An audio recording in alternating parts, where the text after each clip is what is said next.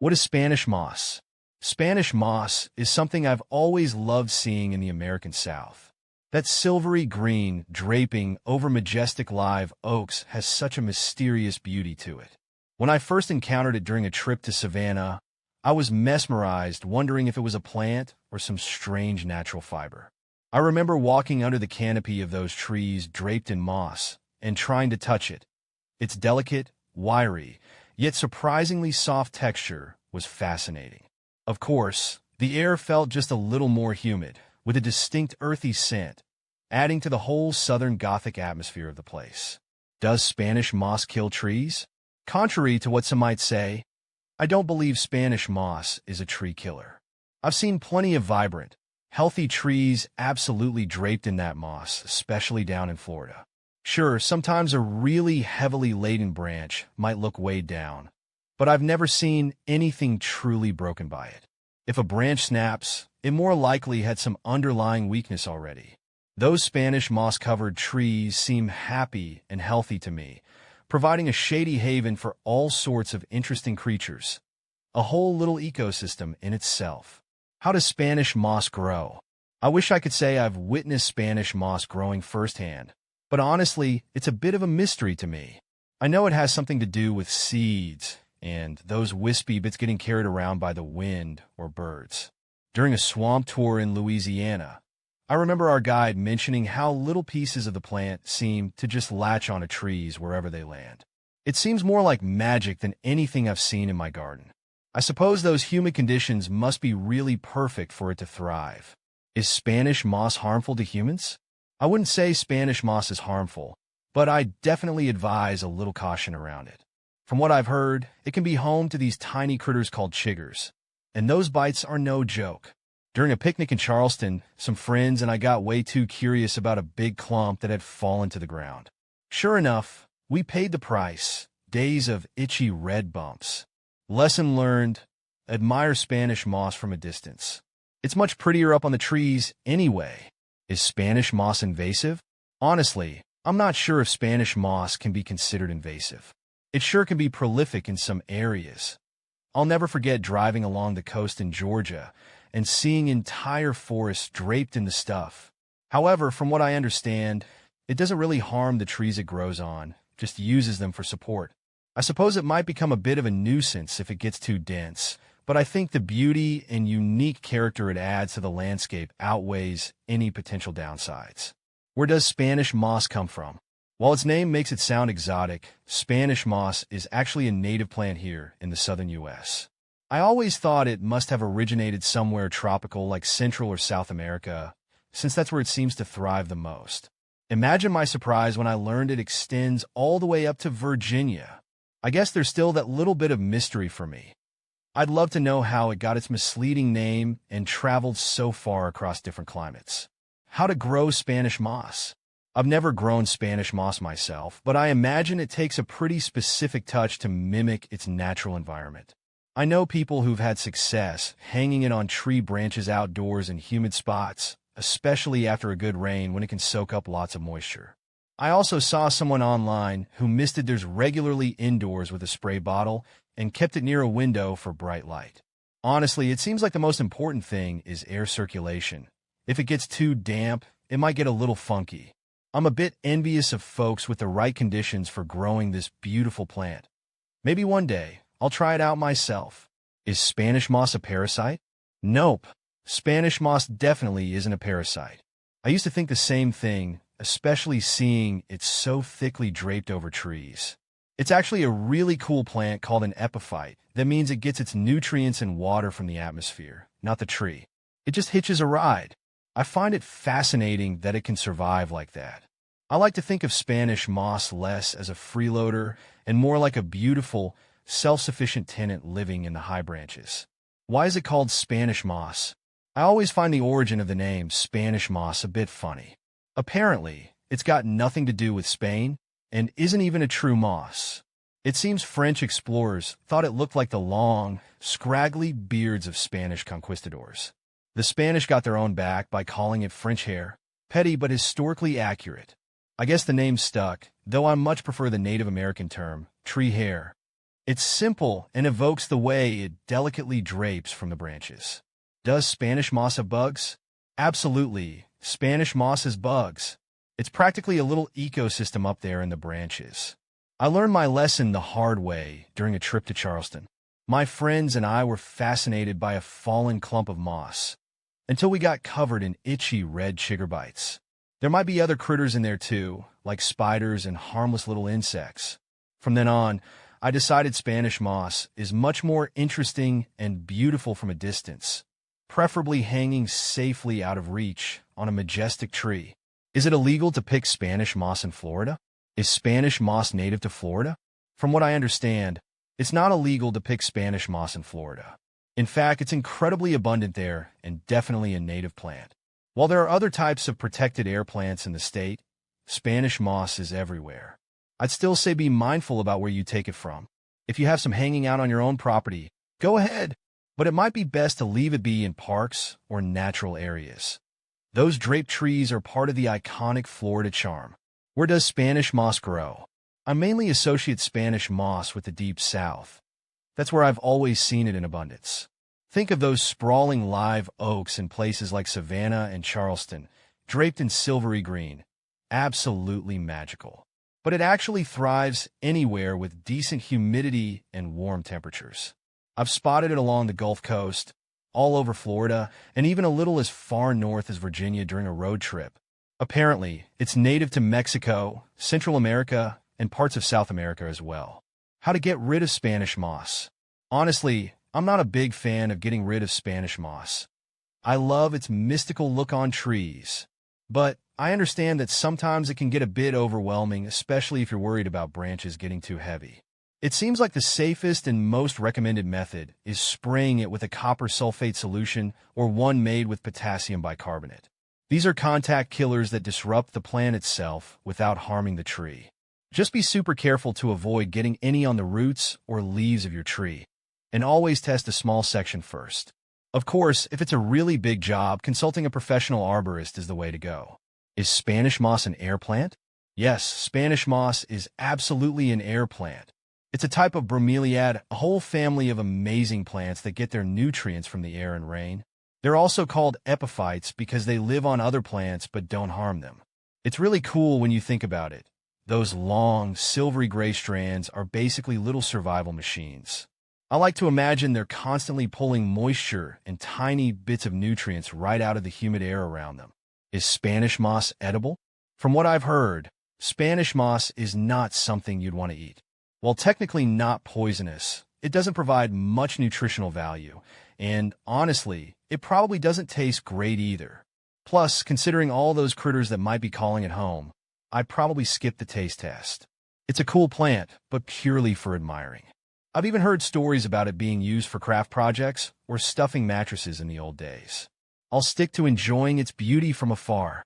How fast does Spanish moss grow? Spanish moss has a surprisingly fast growth rate. I was amazed to learn that it can grow several inches per month under ideal conditions. Of course, this depends on how much sunlight, moisture, and warmth it gets.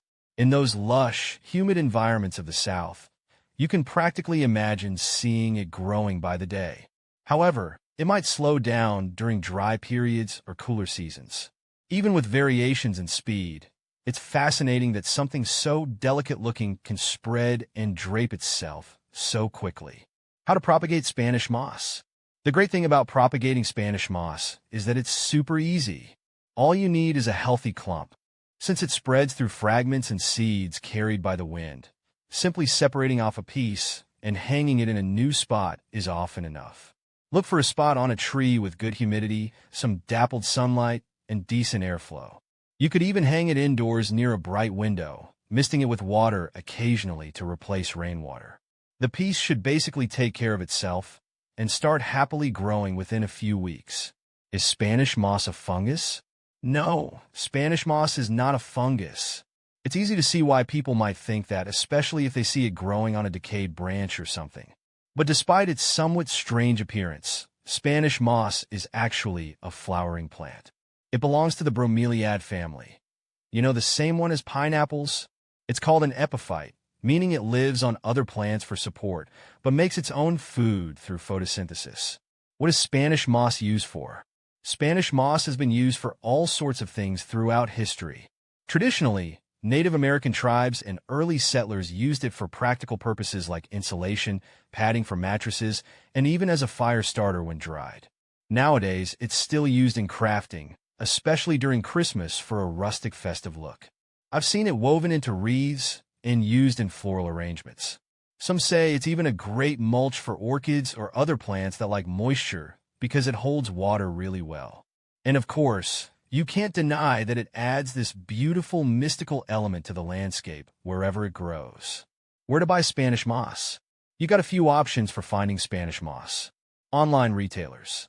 Check out sites like Amazon, Etsy, or even specialty air plant shops.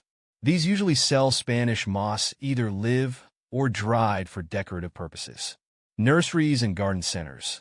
Especially ones in the southern U.S., these places might carry live Spanish moss or know where to source it locally. Craft stores.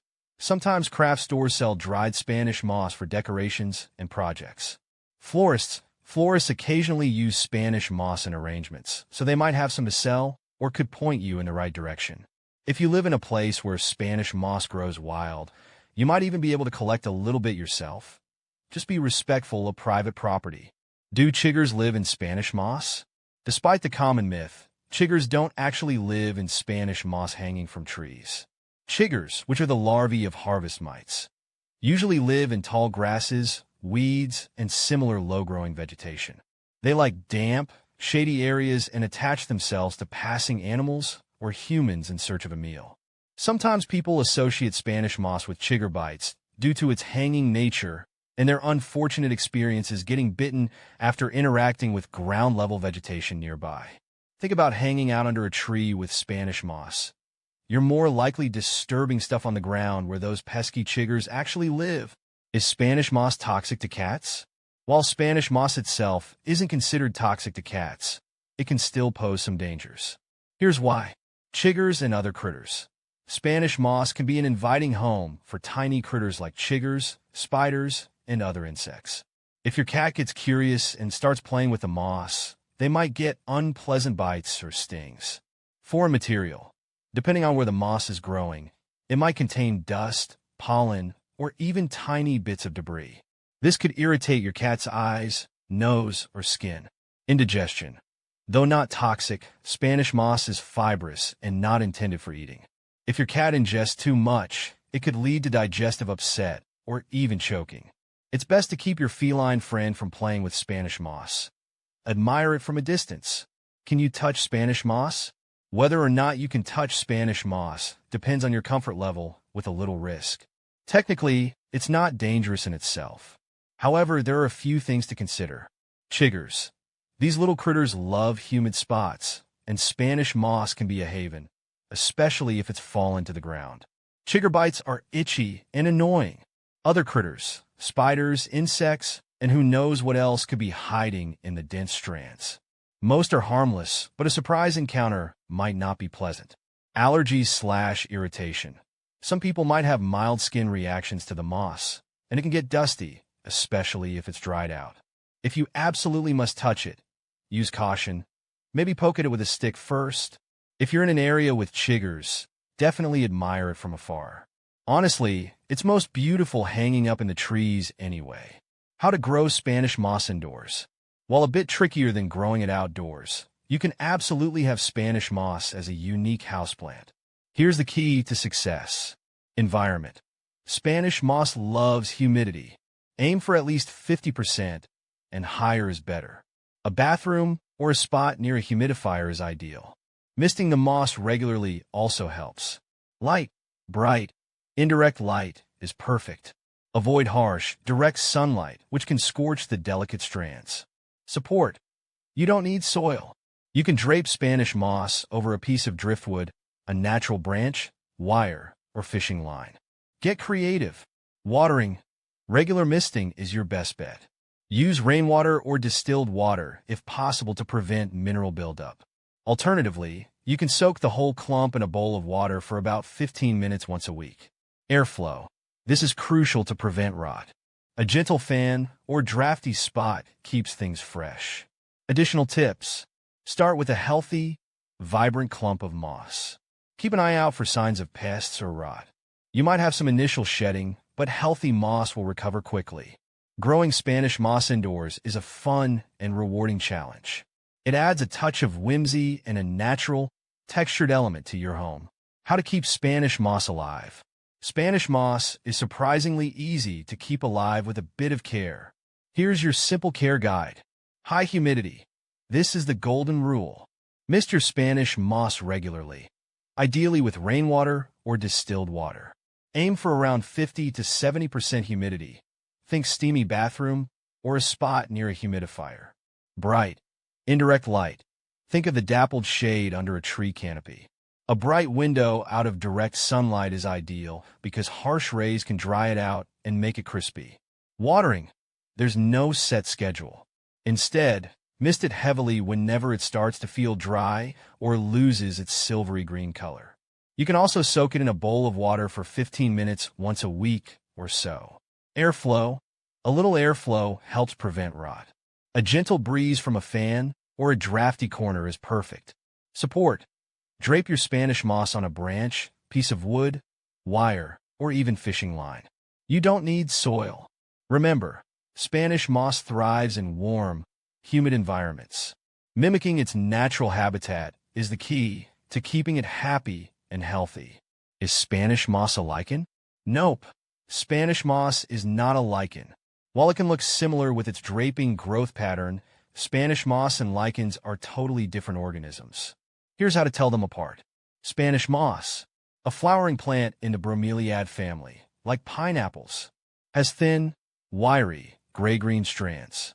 Gets nutrients and water from the air, epiphyte, found primarily in the southeastern U.S. and warmer climates.